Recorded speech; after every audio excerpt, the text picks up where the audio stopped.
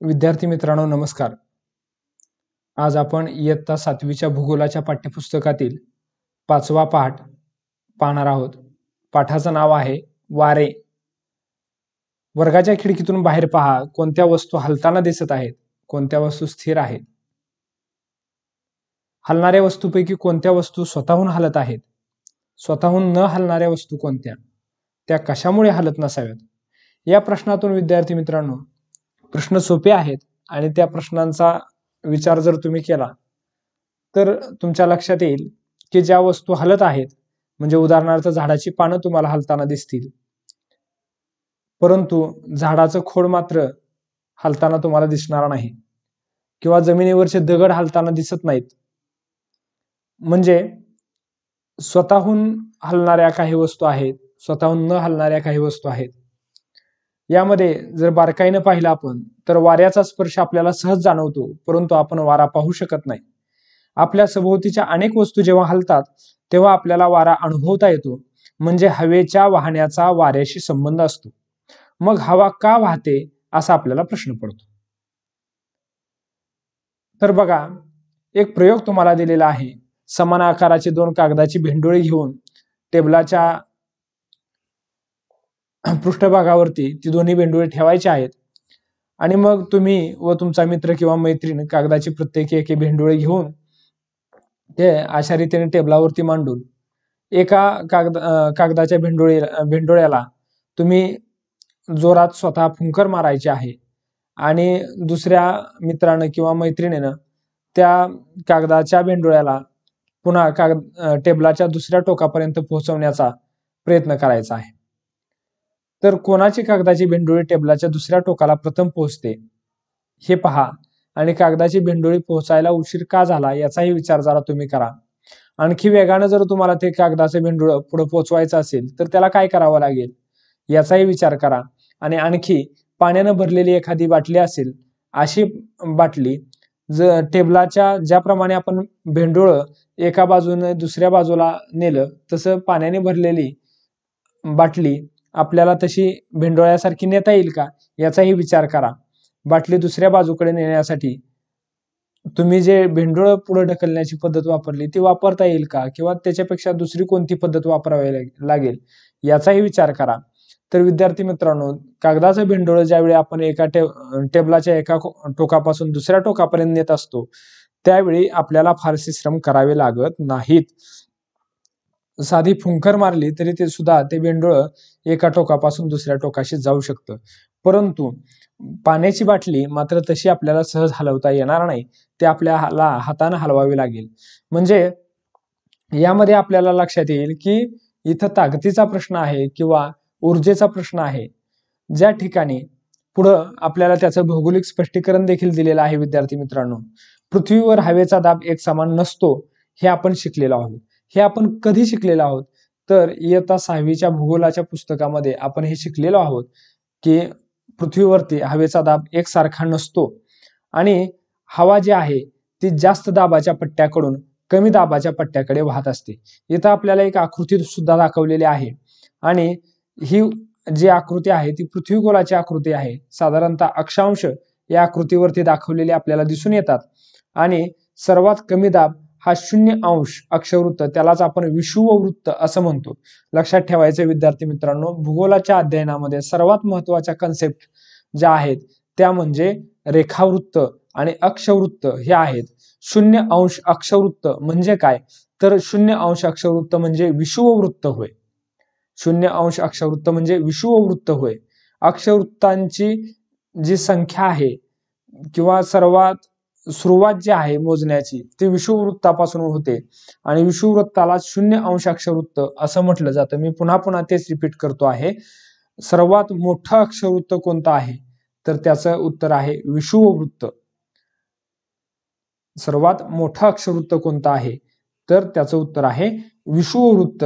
हे सर्वात मोठं अक्षवृत्त आहे, आणि या विषुववृत्तावरती कमी दाबाचा पट्टा असतो. जर तुम्ही उत्तरेकडे गेला, विषुववृत्तामुळे पृथ्वीचे 2 भाग होतात. पृथ्वीच्या विषुववृत्ताच्या उत्तरेचा जो भाग आहे त्याला उत्तर गोलार्ध असं म्हणतात, आणि विषुववृत्ताच्या दक्षिणेकडचा जो भाग आहे त्याला दक्षिण गोलार्ध असं म्हटलं जातं. पृथ्वीचे दोन भाग झाले, उत्तर गोलार्ध आणि दक्षिण गोलार्ध. यामध्ये विद्यार्थी मित्रांनो जर बारकाईनं तुम्ही पाहिलं तर कमी दाबाचा पट्टा हा 0° अक्षवृत्तावरती म्हणजेच विषुववृत्तावरती असलेला आपल्याला दिसून येतो. पुढं उत्तरेला 30° अक्षवृत्तावरती जर पाहिलं तर तिथं जास्त दाबाचा पट्टा आपल्याला दिसून येतो. त्यानंतर आपण पुढं 60° अक्षवृत्तावरती उत्तरेलाच गेलो तर तिथंही आपल्याला एक पट्टा दिसून येतो, तो कमी दाबाचा आहे. आणि 90° अक्षवृत्त म्हणजेच उत्तर ध्रुवावरती जरी पाहिलं आपण त्या ठिकाणी मात्र तुम्हाला जास्त दाब असलेला दिसून येईल. आणि इथं वाऱ्याची वाहण्याची दिशा सुद्धा दाखवलेली आहे बघा. मगाशीच आपण पाहिलं की वारे किंवा हवा जी आहे, हवा ही नेहमी जास्त दाबाकडून कमी दाबाच्या प्रदेशाकडे वाहत असते. आणि मग इकडं कमी दाबाचा पट्टा विषुववृत्तावरून 30° अक्षवृत्ताकडून हे वारे वाहत असतात. वाऱ्याची दिशा लाल बाणानं दाखवलेली आहे. इकडे विषुववृत्ताकडे हे वारे वाहत असताना आपण पाहतो आहे. आणि ते पाहत असतानाच विद्यार्थी मित्रांनो वाऱ्याची दिशा जरी आपल्याला लाल रेघेने दाखवलेली असली, लाल बाणानं दाखवलेली असली तरी देखील आपल्याला इथं दिसून येतं की वारे थोडेसे वळलेले आहेत. हे वारे जे आहे, वाऱ्याची दिशा जी आहे ती वाऱ्याची दिशा वळलेली आहे. मग असं का झालेलं आहे याचंही आपण पुढच्या भागामध्ये त्याचं अध्ययन करणार आहोत की अशी वाऱ्याची दिशा बदललेली का आहे. तोच प्रकार आपल्याला इथं दक्षिण गोलार्धामध्ये सुद्धा दिसून येतो.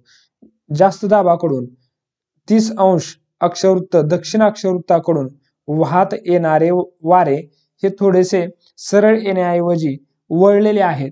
ते त्यांच्या साधारणपणे आपल्या डावीकडे वळलेले आहेत. ते का वळलेले आहेत याचं कारण, याचं अध्ययन आपण पुढं पाठामध्ये करणारच आहोत.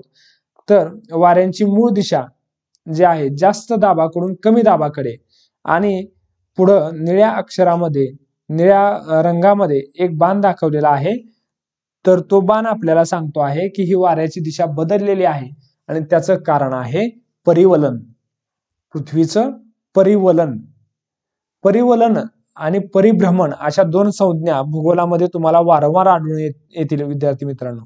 तुम्ही त्या संज्ञा क्लिअर करायच्या आहेत, त्याची कन्सेप्ट क्लिअर करायची आहे. परिवलन म्हणजे काय आणि परिभ्रमण म्हणजे काय.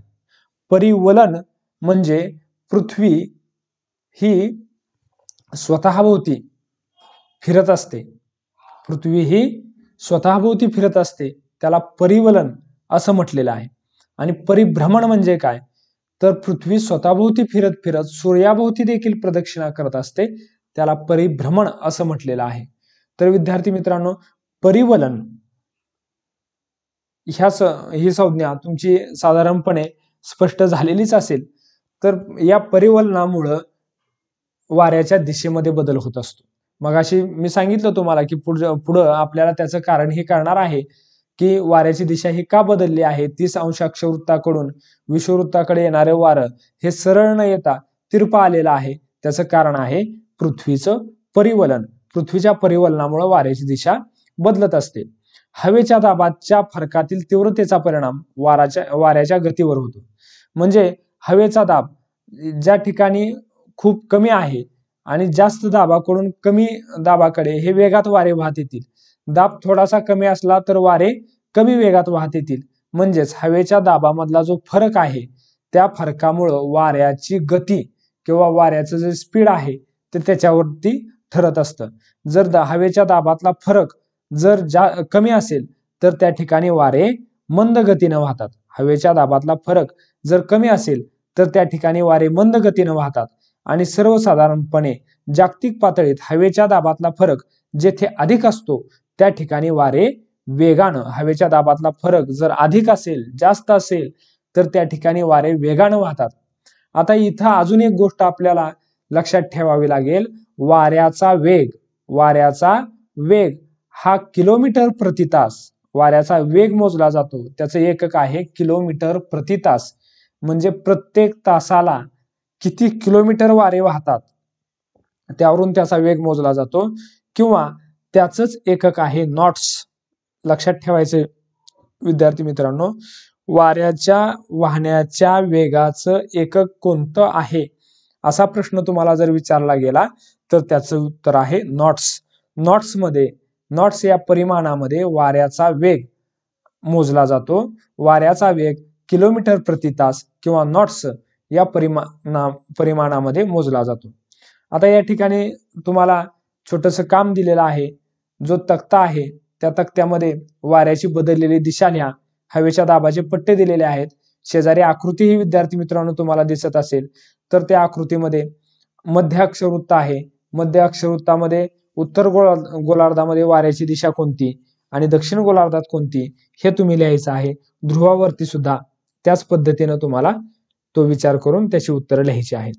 संपूर्ण पृथ्वीचा विचार करता पृथ्वीच्या परिवलनाचा परिणाम वाऱ्याच्या वाहण्याच्या दिशेवर होतो. हे मगाशीच आपण पाहिलेलं आहे की वाऱ्याच्या वाहण्याची दिशा हे कशामुळे ठरते तर ते पृथ्वीच्या परिवलनामुळे ठरते. आणि पृथ्वीचं परिवलन म्हणजे काय तर पृथ्वी स्वतःभोवती जी फिरत असते त्याला पृथ्वीचं परिवलन असं म्हणतात. उत्तर गोलार्धामध्ये वारे आपल्या मूळ दिशेपासून उजवीकडे वळतात. उत्तर गोलार्धामध्ये वारे आपल्या मूळ दिशेपासून उजवीकडे वळतात तर दक्षिण गोलार्धात ते मूळ दिशेच्या डावीकडे वळतात. पुन्हा एकदा आपण एक जुनी आकृती पाहूया किंवा वरची शेजारचीच आकृती पाहूया. तर इथं उत्तर गोलार्ध आहे आणि उत्तर गोलार्धामध्ये जे वारे आहेत त्या वाऱ्यांची मूळ दिशा वाऱ्यांची कोणती आहे तर मी बाणाने इथं दाखवतोय. हे खालच्या दिशेने विषुववृत्ताच्या दिशेने वारे वाहत आहेत. पण ज्यावेळी तुम्ही बघाल की वाऱ्याच्या वाहण्याच्या कडे जर आपण बरोबर पाठ केली तर त्याच्या उजव्या दिशेला वारे वळलेले आहेत. त्याच्या उजव्या दिशेला वारे वळलेले आहेत. त्याचप्रमाणे जर दक्षिण गोलार्धामध्ये बघितलं तर वाऱ्याच्या वाहण्याच्या दिशेच्या डावीकडं हे वारे वळलेले आहेत. त्याचं कारण आहे पृथ्वीचं परिवलन. तर याच्यानंतर पुढं विद्यार्थी मित्रांनो काही प्रश्न तुम्हाला विचारलेले आहेत. त्याची उत्तरं तुम्ही थोडीशी आकृती पाहून सुद्धा सहजपणे देऊ शकता. उत्तर गोलार्धामध्ये मध्य अक्षवृत्तीय जास्त दाबाकडून विषुववृत्तीय कमी दाबाच्या पट्ट्याकडे वाहणारे वारे कोणते तर त्याचं उत्तर आहे हा विषुववृत्तीय दाबपट्टा आहे आणि मध्य अक्षवृत्तीय जास्त दाबपट्टा आहे. तर याच्यामध्ये तुम्ही जर बारकाईने पाहिलं तर मध्य अक्षवृत्तीय जास्त दाबपट्ट्याकडून विषुववृत्तीय कमी दाबपट्ट्याकडे हे पूर्वीय वारे वाहत असतात. तुम्ही विद्यार्थी मित्रांनो हे जे काही प्रश्न तुम्हाला विचारलेले आहेत ते सर्व प्रश्नांची उत्तरं तुम्हाला ही संबंधित आकृती जी आहे ते आकृती पाहून तुम्हाला सहजपणे देता येतील. त्यामुळं आपण लगेच पुढच्या भागाकडे वळूया. वारे ज्या दिशेकडून वाहत येतात त्या दिशेच्या नावाने ते ओळखले जातात. वाऱ्याचं नाव कशावरून ठरतं हा प्रश्न आहे बा. हे समजून घ्या की वारे ज्या दिशेकडून वाहत येतात त्या दिशेच्या नावानं ते ओळखले जातात. उदाहरणार्थ पश्चिमी वारे म्हणजे पश्चिमेकडून येणारे वारे. सोपं आहे. पश्चिमी वारे म्हणजे पश्चिमेकडून वाहत येणारे वारे. वाऱ्यांची वाहण्याची दिशा, कालावधी, व्यापलेला प्रदेश, हवेची स्थिती यावरून वाऱ्याचे पुढील प्रकार पडतात. बघा वाऱ्यांचे कोणकोणते प्रकार पडतात आणि कशावरून पडतात हे आता आपल्याला पाहायचं आहे. तर वाऱ्याचे प्रकार कशावरून पडतात तर वाऱ्याची वाहण्याची दिशा कोणती आहे, त्याचप्रमाणे ते कोणत्या काळामध्ये वाहतात, कोणत्या ऋतूमध्ये वाहतात त्यावरून सुद्धा वाऱ्याचं नाव पडतंय. त्यानंतर व्यापलेला प्रदेश, ते कोणत्या प्रदेशामध्ये वाहतात त्याच्यावरूनही वाऱ्याचं नाव पडतं. आणि हवेची स्थिती याच्यावरून सुद्धा वाऱ्याला एक वेगळं नाव दिलं जातं. साधारणपणे वाऱ्यांचे प्रकार हे ग्रहीय वारे, बघा पहिला प्रकार आहे ग्रहीय वारे. त्यानंतर दुसरा प्रकार आहे तो म्हणजे स्थानिक वारे. ग्रहीय वारे. त्याचप्रमाणे त्यानंतर पुढचा एक प्रकार म्हणजे ते कधी वाहतात याच्यावरून स्थानिक वाऱ्यामध्येच दिलेले आहे दरीय वारे, त्यानंतर पर्वतीय वारे. त्याचप्रमाणे आपल्याला खारे वारे आहेत, मतलई वारे आहेत. त्याचप्रमाणे वेगवेगळी नावं जगातील प्रमुख स्थानिक वारे कोणते आहेत याचीही माहिती आपल्याला दिलेली आहे. त्याचप्रमाणे हंगामी वारे आपण पाहिलेलं आहे. ग्रहीय वारे, स्थानिक वारे, हंगामी वारे. त्याचप्रमाणे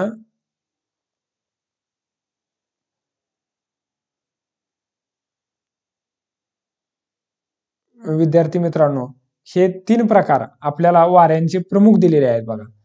पहिला प्रकार आहे ग्रहीय वारे. तर आता आपण ग्रहीय वारे म्हणजे काय हे पाहूया. काय असतात ग्रहीय वारे?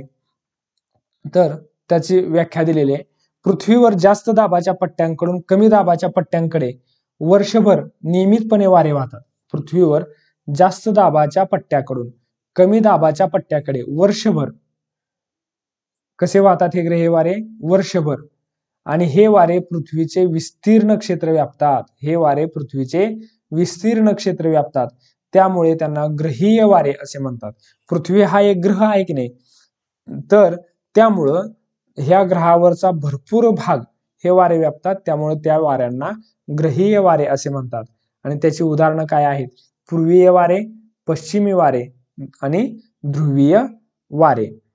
दोन्ही गोलार्धामध्ये 25 अंश ते 35 अंश अक्षवृत्ताच्या दरम्यान असलेल्या जास्त दाबाकडून विषुववृत्तीय कमी दाबाच्या पट्ट्याकडे वारं वाहतात. पृथ्वीच्या परिवलनाचा या वाऱ्यावर परिणाम होऊन त्यांची मूळ दिशा बदलते. उत्तर गोलार्धात हे वारे ईशान्येकडून नैऋत्येकडे तर दक्षिण गोलार्धात आग्नेयेकडून वायव्येकडे वाहतात. दोन्ही वारे विषुववृत्ताजवळील हवेच्या शांत पट्ट्याजवळ येऊन मिळतात. या वाऱ्यांना पूर्वीय वारे असे म्हणतात.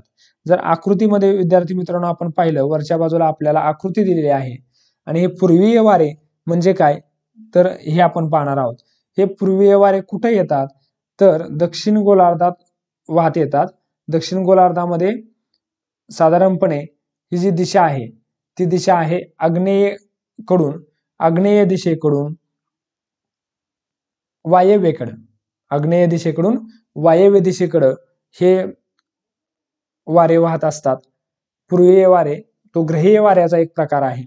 आणि त्याचप्रमाणे उत्तर गोलार्धामध्ये जर बघितलं तर हे जे वारे वाहत असतात ते साधारणपणे ईशान्येकडून नैऋत्येकडे हे वारे वाहत असतात. त्यानंतर दोन्ही गोलार्धामध्ये मध्य अक्षवृत्तीय जास्त दाबाच्या पट्ट्याकडून 60 अंश अक्षवृत्ताच्या जवळ असलेल्या हवेच्या कमी दाबाच्या पट्ट्याकडे वारे वाहतात. दोन्ही गोलार्धामध्ये मध्य अक्षवृत्तीय जास्त दाबाचा जो पट्टा आहे त्या पट्ट्याकडून 60 अंश अक्षवृत्ताच्या जवळ असलेल्या हवेच्या कमी दाबाच्या पट्ट्याकडे वारे वाहतात. आणि त्यांची दिशा देखील आता आपण बघूया, तर त्यांना पश्चिमी वारे असं म्हटलेलं आहे. पुन्हा एकदा आपण आकृतीकडे जाऊया. आणि इकडे पश्चिमी वारे तुम्हाला उत्तर गोलार्धात आणि दक्षिण गोलार्धात दोन्ही ठिकाणी दिसतात. तर पश्चिमी वारे जे आहेत ते उत्तर गोलार्धामध्ये कोणत्या दिशेकडे वाहत आहेत, तर हा जो मध्य अक्षवृत्तीय जास्त दाबपट्टा आहे, मध्य अक्षवृत्तीय जास्त दाबपट्टा हा कुठं आहे? उत्तर गोलार्धात पण आहे आणि दक्षिण गोलार्धात पण आहे. विद्यार्थी मित्रांनो, इथं तुम्हाला पहिल्यांदा जर ही आकृती समजून घ्यायची असेल तर तुम्हाला दाबपट्टे समजून घ्यावे लागतील. हवेच्या दाबाचे जे पट्टे आहेत ते समजून घ्यावे लागतील. मग मध्य अक्षवृत्तीय जास्त दाबपट्टा कुठं आहे, तर पहिल्या सुरुवात आपण करायची आहे विषुववृत्तीय कमी दाबपट्टा. हा कुठं आहे? 5 अंश दक्षिण ते 5 अंश उत्तर या ठिकाणी आहे विषुववृत्तीय कमी दाबपट्टा. त्यानंतर पुढं तुम्हाला दिसून येईल तो म्हणजे मध्य अक्षवृत्तीय जास्त दाबपट्टा. हा कुठं आहे? 25 अंश ते 35 अंश उत्तर गोलार्ध आणि 25 अंश ते 35 अंश दक्षिण गोलार्ध. हा जास्त दाबाचा पट्टा आहे बघा, हवेच्या जास्त दाबाचा पट्टा आहे.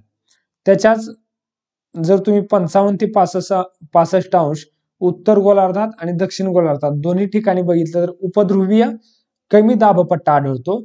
आणि सर्वात शेवटी तुम्हाला 80 अंश ते 90 अंश उत्तर, 80 अंश ते 90 अंश उत्तर ते दक्षिण, उत्तर आणि दक्षिण या दोन्ही ठिकाणी तुम्हाला ध्रुवीय वाऱ्यांचा पट्टा आढळतो. अशा पद्धतीनं विषुववृत्तीय कमी दाबपट्टा आणि तीन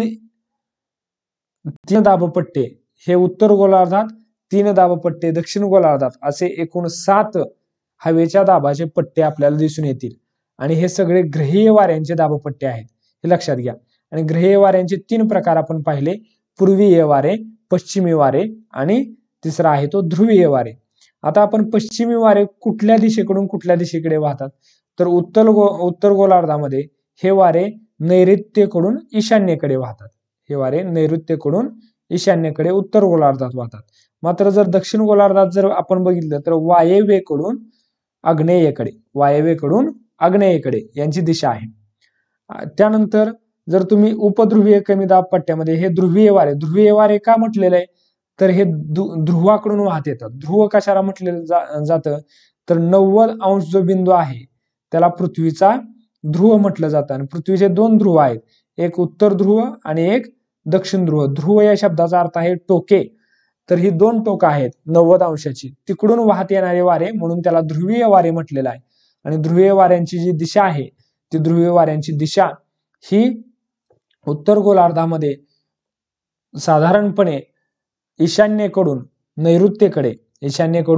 नैऋत्येकडे आणि दक्षिण गोलार्धामध्ये मात्र आग्नेयेकडून वायव्येकडे अशा पद्धतीने दिसून येते.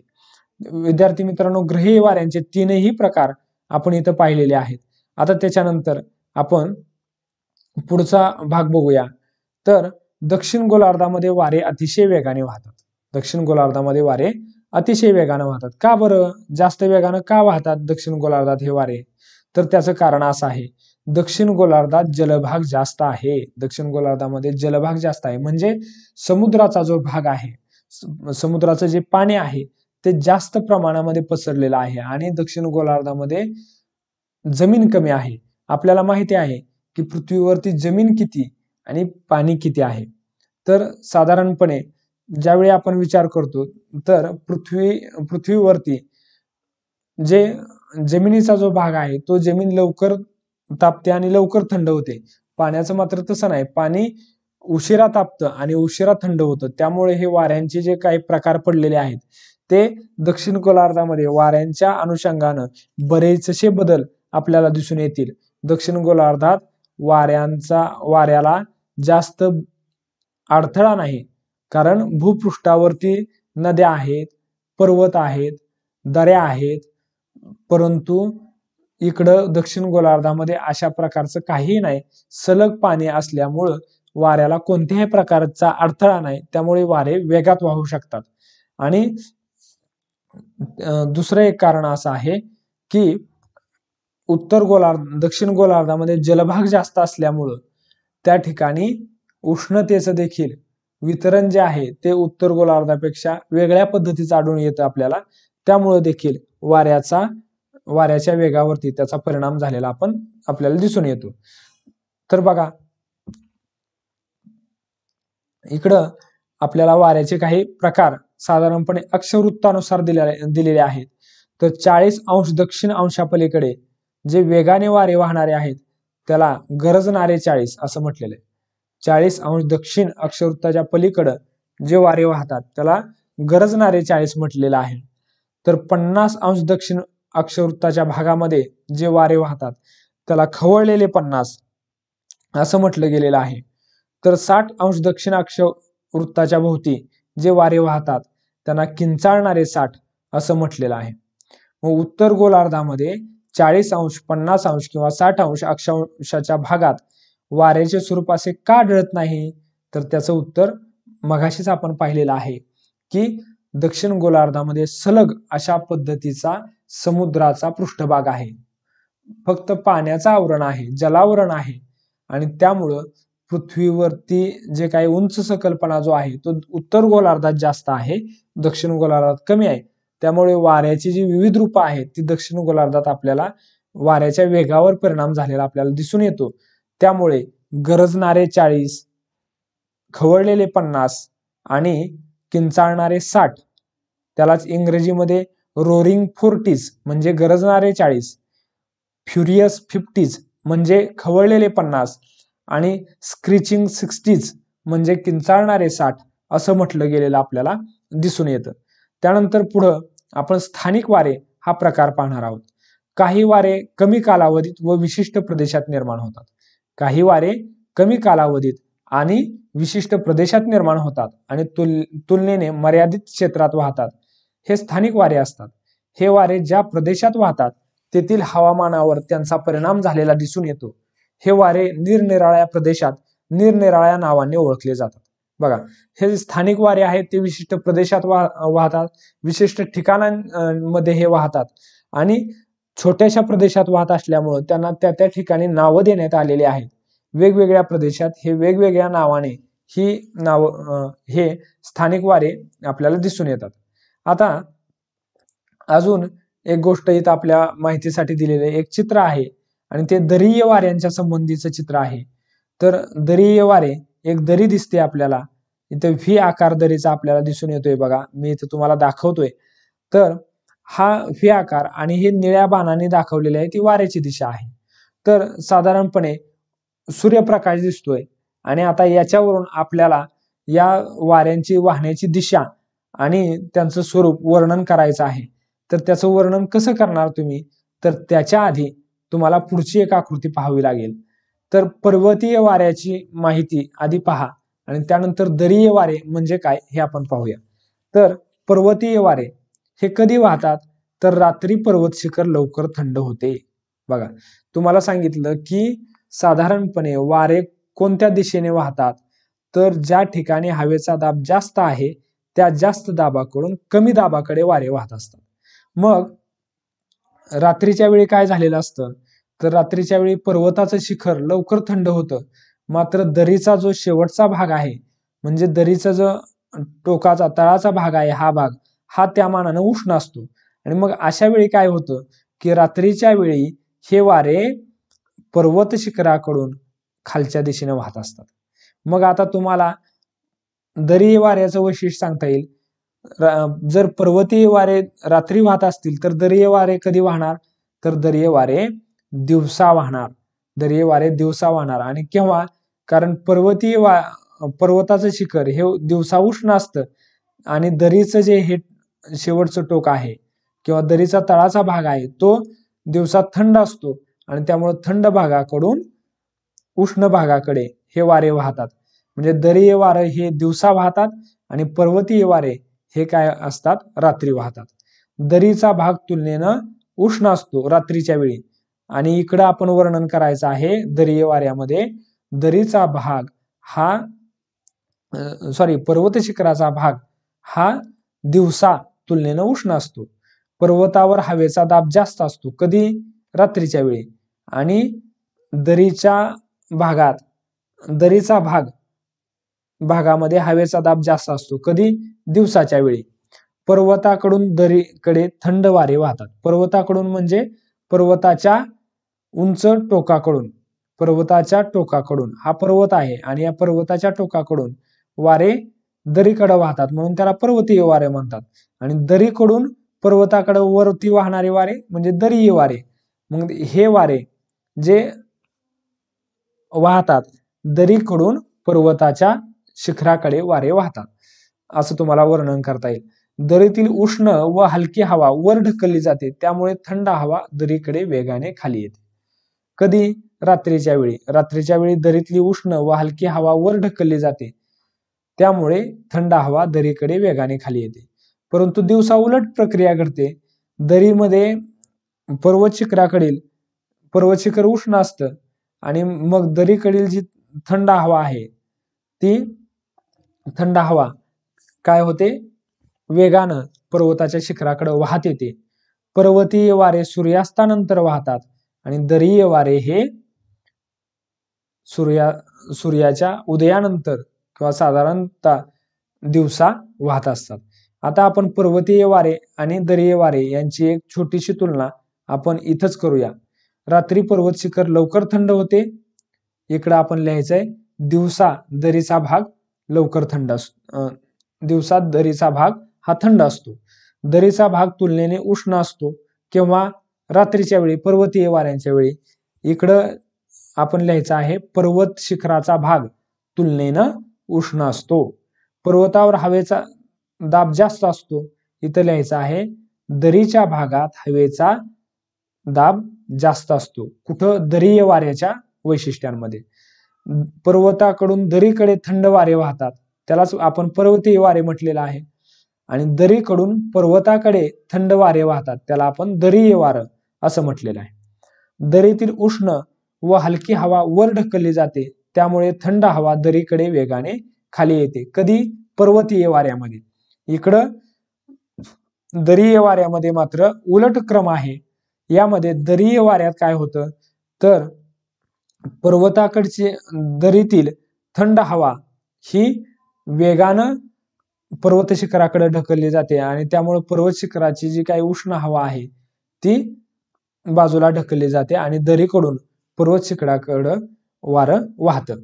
पर्वतीय वारे सूर्यास्तानंतर वाहतात. दरीय वारे हे सूर्यास्तापूर्वी दिवसा वाहतात.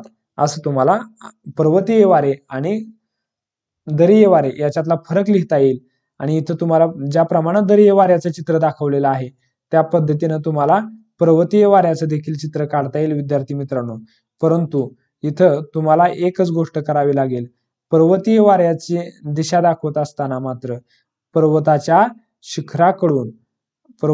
शिखराकडून तुम्हाला दरीकडे येणारे वारे दाखवावे लागतील. आणि हे वारे पर्वतीय वारे रात्री वाहतात, दरीय वारे दिवसा वाहतात. हे सुद्धा तुमच्या पक्क लक्षात ठेवावं लागेल. आता याच्यानंतर अजून एक माहिती आपल्याला दिलेली आहे. विषुववृत्ताच्या उत्तर व दक्षिणेस सुमारे 5 अंश अक्षवृत्तापर्यंत वर्षातील बराचसा काळ हवा शांत असल्याने तेथे वारे वाहत नाहीत. म्हणून या पट्ट्याला विषुववृत्तीय शांत पट्टा किंवा डोल्ड्रम असे म्हणतात. स्पर्धा परीक्षामध्ये अत्यंत महत्वाचा हा प्रश्न आहे पहा. ज्या परीक्षा तुम्ही पदवीनंतर BA झाल्यानंतर काही स्पर्धा परीक्षा देणार आहात त्यावेळी BA असेल, BSc असेल, BCom असेल, इंजिनिअरिंग असेल, हे कोणतीही पदवी तुम्ही मिळवल्यानंतर काही परीक्षा देणार आहात आणि त्या परीक्षामध्ये जे काही जनरल नॉलेजचे भूगोलाचे प्रश्न विचारले जातात त्यामध्ये हा सर्वात महत्वाचा प्रश्न आहे की 5 अंश उत्तर ते 5 अंश दक्षिण जो शांत हवेचा पट्टा आहे त्याला काय म्हटलं जातं तर त्याला डोल्ड्रम्स काय म्हटलं जातं? डोलड्रम्स. त्याला डोल्ड्रम्स असं म्हटलं जातं किंवा विषुववृत्तीय शांतपट्टा असं म्हटलं जातं.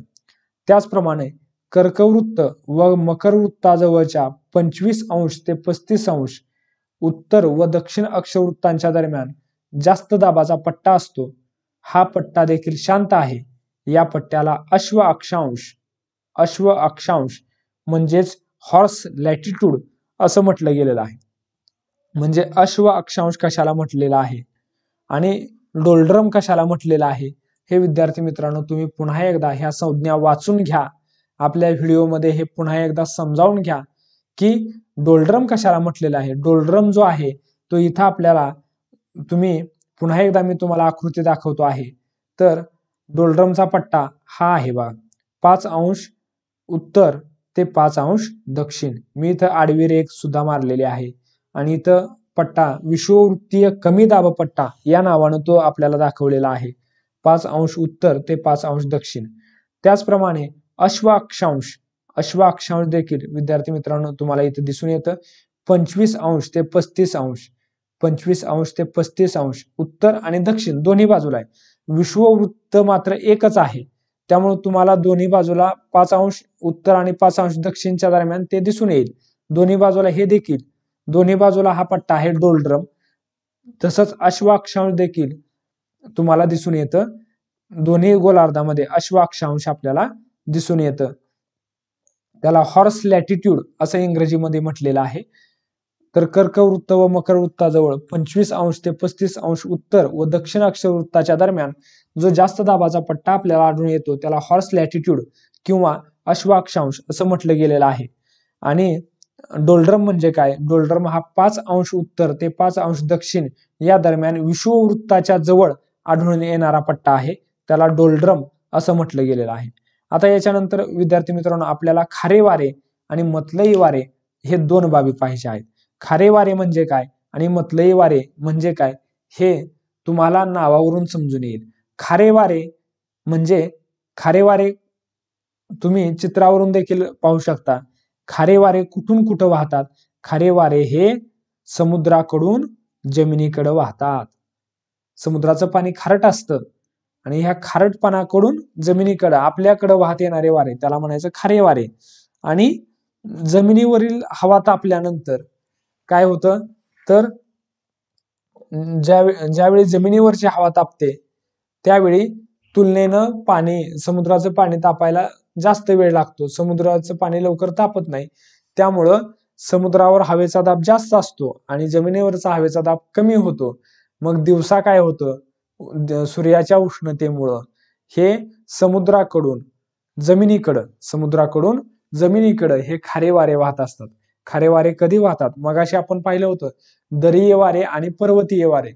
तर दरीय वारे दिवसा वाहतात आणि पर्वतीय वारे हे रात्री वाहतात. त्याच पद्धतीनं हे खारे वारे हे दिवसा वाहतात.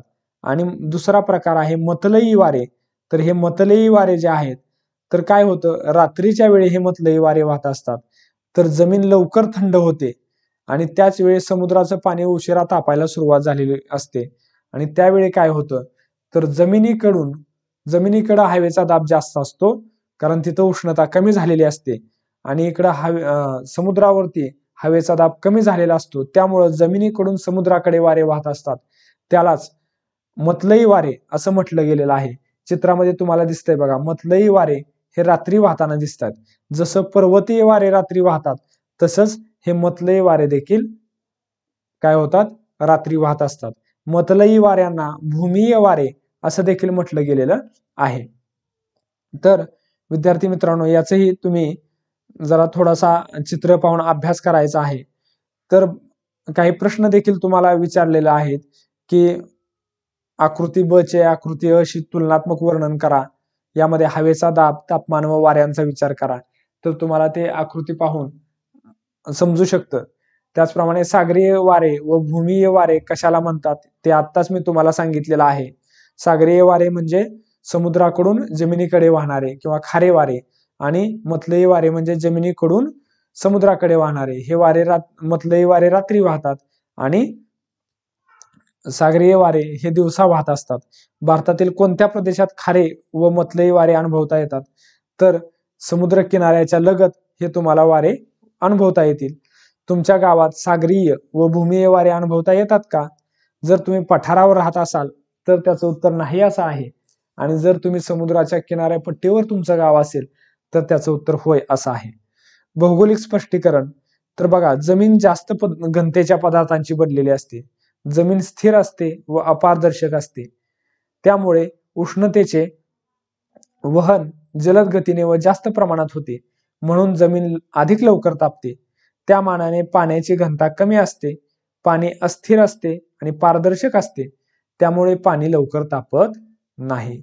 पाणी लवकर का तापत नाही? तर पाण्याची घनता ही जमिनीपेक्षा कमी आहे आणि पाणी कसं आहे, अस्थिर आहे. अस्थिर म्हणजे वाहत आहे, पाण्याची स्थिती सारखी बदलत असते, जमिनीची स्थिती बदलत नाही. त्यामुळं सूर्याची उष्णता जमिनीवर लगेच केंद्रित होते, पाण्यावर सूर्याची उष्णता लगेच केंद्रित होऊ शकत नाही. त्यामुळे समुद्राचं पाणी असेल तर ते लवकर तापत नाही. मात्र जमीन ही स्थिर असल्यामुळे लगेच तापते आणि जमिनीची घनता देखील जास्त आहे, त्यामुळे जमीन ही लवकर तापते आणि त्याचप्रमाणे जमीन लवकर थंड देखील होते.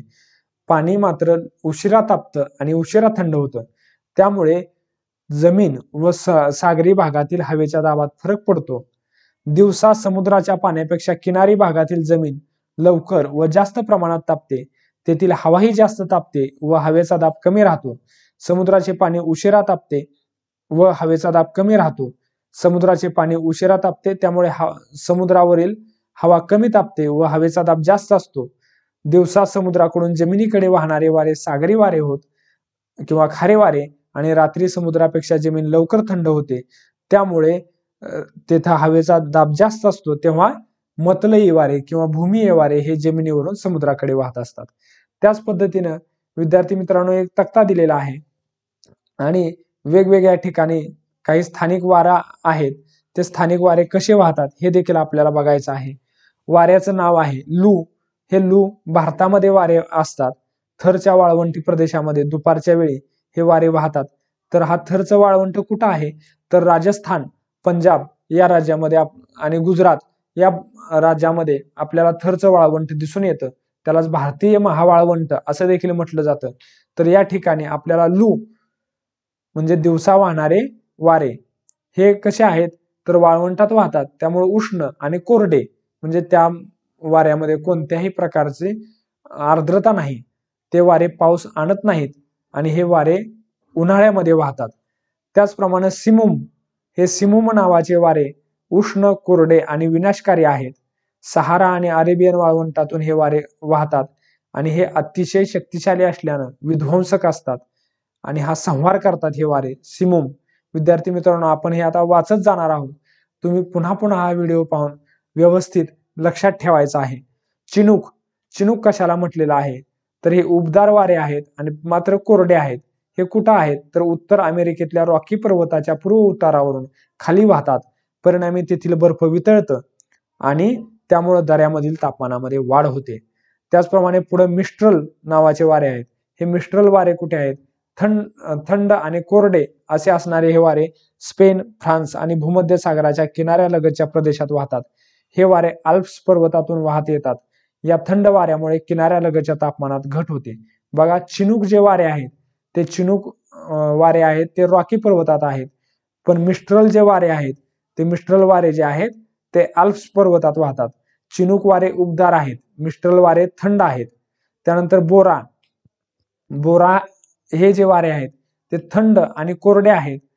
आल्प्स पर्वताच्या उतारावरून इटली देशाच्या किनारी भागाकडे हे वारे वाहतात. त्यानंतर पाम्पेरो नावाचे जे वारे आहेत ते थंड आणि कोरडे आहेत. दक्षिण अमेरिकेतील पंपास गवताळ प्रदेशामध्ये ते वाहतात. त्यानंतर पुढचा वाऱ्याचा प्रकार आहे तो म्हणजे फॉन. हे फॉन वारे जे आहेत ते उष्ण व कोरडे आहेत. आल्प्स पर्वताच्या उत्तर भागामध्ये हे वारे वाहतात. त्याचाही अभ्यास आपण केला पाहिजे. हा चार्ट तुम्ही पुन्हा एकदा पहा विद्यार्थी मित्रांनो, वाचा, त्याचं मनन करा, चिंतन करा. जेवढं तुम्ही आता या वयामध्ये नॉलेज संग्रहित कराल तितकं तुम्ही जसजसे मोठे व्हाल तसतसे अधिकाधिक तुमच्याकडे माहिती जमा होईल किंवा ज्ञान जमा होईल आणि त्याचाच आयुष्यामध्ये तुम्हाला उपयोग होणार आहे विद्यार्थी मित्रांनो. कारण ज्ञान हे सर्वात मोठं वरदान आहे. कारण तुमच्याकडे असणारी संपत्ती हा चोर चोरी करून नेऊ शकतो, पण ज्ञान ही अशी गोष्ट आहे की ती दिल्यानं वाढते. इतर गोष्टी दिल्यानं कमी होतात, परंतु ज्ञान ही गोष्ट अशी आहे की ती तुम्ही जर इतरांना दिली तर ती वाढत असते. त्यामुळे विद्यार्थी मित्रांनो, अधिकाधिक ज्ञान मिळवण्याचा प्रयत्न करा आणि अधिकाधिक हुशार व्हा. याच्यानंतर पुढचा प्रकार आहे वाऱ्याचा, तो म्हणजे हंगामी वारे किंवा मोसमी वारे असं म्हटलेलं आहे. त्यालाच विशिष्ट ऋतूमध्ये हे वारे कसे वाहतात, नावावरून तुमच्या लक्षात येईल. हंगामी वारे किंवा मोसमी वारे हे वारे वाहतात विशिष्ट मोसमामध्ये म्हणजे विशिष्ट ऋतूमध्ये. तर जमीन व पाणी यांच्या ऋतूनुसार कमी अधिक तापण्यामुळे मोसमी वारे निर्माण होतात.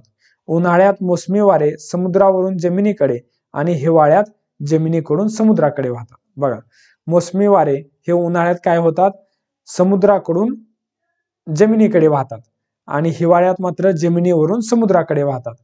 आग्नेय आशिया, पूर्व आफ्रिका, उत्तर ऑस्ट्रेलिया या प्रदेशावर मोसमी वाऱ्यांचा विशेष परिणाम होताना आढळतो. भारतीय उपखंडात म्हणजे आपल्या देशामध्ये, म्हणजे भारतीय उपखंड जे आहे तर भारत, त्यानंतर नेपाळ, बांगलादेश, भूतान या देशांचा समावेश, श्रीलंका या देशांचा समावेश भारतीय उपखंडामध्ये होतो. आणि या भारतीय उपखंडामध्ये या वाऱ्यांच्या प्रभावामुळे उन्हाळा व हिवाळा याशिवाय पावसाळा व मान्सून परतीचा काळ म्हणजे आपल्याकडे जो पाऊस पडतो तो या हंगामी वाऱ्यामुळे किंवा मोसमी वाऱ्यामुळे पडत असतो, हे देखील लक्षात घ्या. त्याला नैऋत्य मोसमी वारे असं देखील म्हटलेलं आहे. इथं तुम्हाला चित्र दाखवलेलं आहे. हे नैऋत्य मोसमी वारे हे समुद्रावरून वाहत येतात आणि साधारणतः उन्हाळ्याच्या एंडला, उन्हाळ्याच्या शेवटी आणि तिथूनच हे नैऋत्य मोसमी वारे ज्यावेळी भारतात प्रवेश करतात त्यावेळीच पावसाळा हा ऋतू घेऊन येतात. म्हणजे उन्हाळ्यामध्येच हे खरं तर वारे वाहत असतात आणि ते आपल्या देशामध्ये जे काही आपली शेती आहे ती शेतीवरती परिणाम करण्याचं काम हे मोसमी वारे करत असतात. आणि शेतीवरती परिणाम होतो म्हणजेच आपल्या जीवनावरती परिणाम होतो. म्हणजे भूगोल हा आपल्या आयुष्याशी निगडीत असणारा फार मोठा विषय आहे. तर हे नैऋत्य मोसमी वारे जे आहेत ते नैऋत्य मोसमी वारे हे साधारणपणे आपल्या इथं जून ते सप्टेंबर या काळामध्ये वाहत असतात. मोसमी वारे हे मोठ्या प्रमाणावरील खारे व मतलई वारेच असतात. तर इथं सुद्धा लक्षात घ्या की मगाशी आपण पाहिलेलं आहे यापूर्वी की मोसमी वारे खारे वारे आणि मतलई वारे, तर हे मोसमी वारे जे आहेत ते देखील खारे वारे आणि मतलई वाऱ्याचाच एक प्रकार आहे. आणि भारतीय उपखंडावर होणारी बहुतांश वृष्टी म्हणजे पाऊस हा मोसमी वाऱ्याच्या प्रभावामुळे होत असतो. आता याच्यानंतर आपल्याकडं मोसमी वाऱ्याचे सुद्धा दोन प्रकार आहेत, एक नैऋत्य मोसमी वारे आणि एक ईशान्य मोसमी वारे. तर नैऋत्य मोसमी वारे जे आहेत ते नैऋत्य मोसमी वारे आपल्याला पाऊस देतात आणि हे नैऋत्य मोसमी वारे आहेत ते जून ते सप्टेंबर या काळात वाहतात आणि आपल्याला भरपूर पाऊस देण्याचं काम करतात.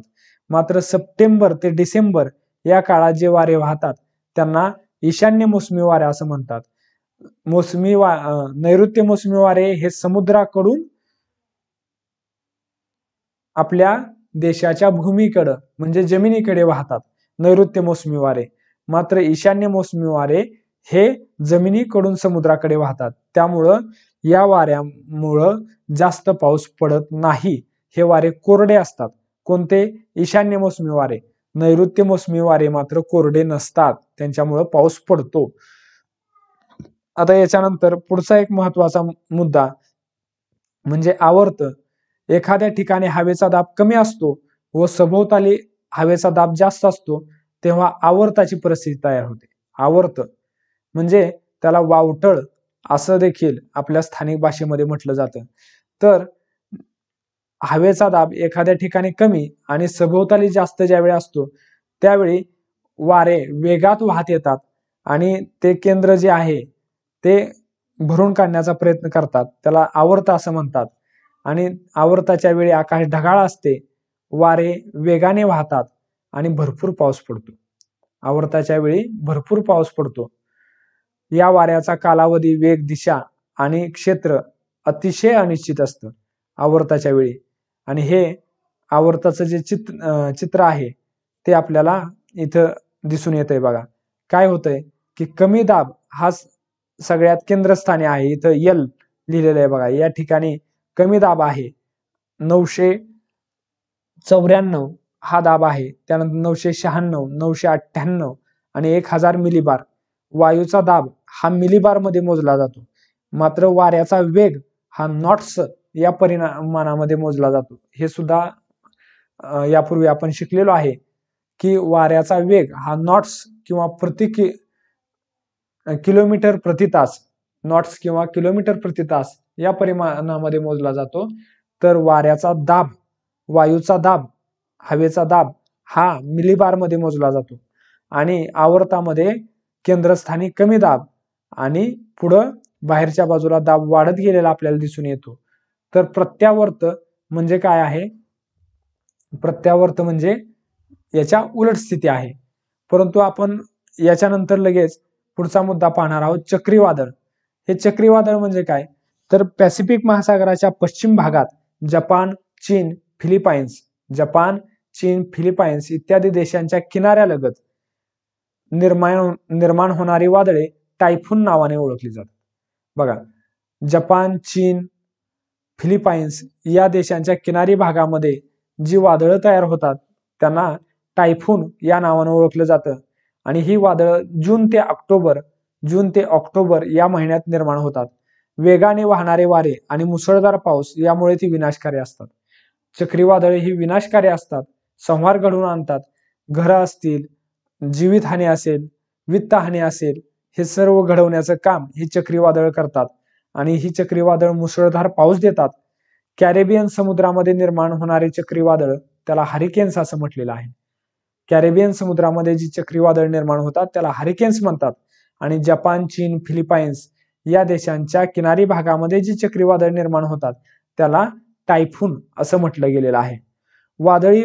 वादळाच्या वेळी वाऱ्याचा वेग दर ताशी कमीत कमी 60 किलोमीटर असतो. बघा, म्हणजे त्याला नॉट्स असं परिमाण देखील वापरलं जाईल. तर 60 नॉट्स किंवा 60 किलोमीटर प्रति तास इतका वेग वादळाच्या वेळी वाऱ्याचा असतो आणि त्यामुळे हे वारे विनाशकारी असतात. तर आवर्ताच्या विरुद्ध एक संज्ञा आहे ती म्हणजे प्रत्यावर्त. तर प्रत्यावर्त म्हणजे काय? एखाद्या क्षेत्रात विशिष्ट वातावरणीय परिस्थितीत केंद्रभागी हवेचा अधिक दाब निर्माण होतो. यापूर्वी आपण आवर्ताचं पाहिलं होतं. आवर्तामध्ये केंद्रस्थानी कमी दाब आहे, पण प्रत्यावर्तामध्ये केंद्रस्थानी जास्त दाब आहे. मग आवर्तामध्ये काय होतं की आवर्तामध्ये केंद्रस्थानाकडे हवा येत असते आणि प्रत्यावर्तामध्ये हवा केंद्रस्थानाकडून बाहेरच्या बाजूला फेकली जात असते. इथं पहा, केंद्रस्थानाकडून प्रत्यावर्तामध्ये हवा बाहेर फेकली जाते आणि सुरुवातीला केंद्रस्थानी जास्त दाब आपल्याला दिसून येतो, त्याला H या अक्षरानं दाखवलेला आहे. आणि तुम्ही जर आवर्तामध्ये बघितलं तर आवर्तामध्ये केंद्रस्थानी कमी दाब असलेला दिसून येतो. तर प्रत्यावर्त जे आहे तर हे प्रत्यावर्त हे साधारणपणे बराच काळ टिकणारं असतं. आपण इकडं पाहिलं की आवर्त हे अनिश्चित स्वरूपाचं असतं, प्रत्यावर्त मात्र हे घड्याळाच्या काट्याच्या दिशेने वाहतं. उत्तर गोलार्धामध्ये, दक्षिण गोलार्धात घड्याळाच्या काट्याच्या विरुद्ध दिशेने वाहतं. प्रत्यावर्ताच्या कालावधीत निरभ्र आकाश, कमी वेगाने वाहणारे वारे आणि अतिशय उत्साहवर्धक हवामान असतं. प्रत्यावर्ताची स्थिती बहुधा काही दिवस किंवा काही आठवडे सुद्धा असू शकते आणि असं प्रत्यावर्त हे समशीतोष्ण कटिबंधामध्ये आपल्याला आढळून येतं. त्याचप्रमाणे विद्यार्थी मित्रांनो, अजून एक माहिती आपल्याला सांगितलेली आहे की वादळांना नाव देण्याची प्रथा. जगभर येणाऱ्या विविध चक्रीवादळांना नावे देण्यात येतात. जगभर अनेक चक्रीवादळे येतात आणि त्या चक्रीवादळांना नावं देण्यात येतात. आता मागच्याच 3-4 महिन्यामध्ये आपल्याकडं एक वादळ येऊन गेलेलं आहे आणि त्याचं नाव आपण निसर्ग असं चक्रीवादळाचं नाव होतं. तर अशी अनेक नावं त्या चक्रीवादळांना देण्यात येतात. या नावाची यादी प्रत्येक महासागरासाठी तयार करण्यात आलेली आहे. महासागराच्या अवतीभोवती असणाऱ्या देशांनी सुचवलेल्या नावानुसार ही यादी तयार करतात. वाऱ्याचा वेग 33 नॉट्स म्हणजे वाऱ्याचा वेग मोजण्याचं परिमाण आहे, हे आपण पाहिलेलं आहे. म्हणजे सुमारे 60 किलोमीटर प्रति तास याच्यापेक्षा जास्त किंवा तेवढा असेल तर त्या वादळाला नाव देण्यात येतं आणि सामान्यपणे लक्षात राहावे म्हणून वादळांना नाव देण्याची पद्धत आहे. विद्यार्थी मित्रांनो, या ठिकाणी पाठाबद्दलची माहिती आपण पाहिलेली आहे. तुम्ही पुन्हा एकदा हा व्हिडिओ पहा. तसा समजून घ्यायला हा भाग थोडासा जटिल जाऊ शकतो, परंतु तुम्ही पुन्हा जर पाहिला तर तुम्हाला याची कोणतीही अडचण येणार नाही. आणि जर तुम्ही या कन्सेप्ट क्लिअर करून घेतल्या, तुम्ही समजावून घेतल्या, तर तुम्हाला पुढील काळामध्ये अध्ययन अजून सोपं जाणार आहे. आणि भूगोल हा विषय आपल्या जीवनाशी निगडीत असल्यामुळे तुम्ही अधिकाधिक त्या विषयाच्या संदर्भाने ज्ञान मिळवण्याची गरज आहे. विद्यार्थी मित्रांनो, तुम्हाला पुढील अध्ययनासाठी शुभेच्छा देतो आणि आपण या ठिकाणी थांबूया.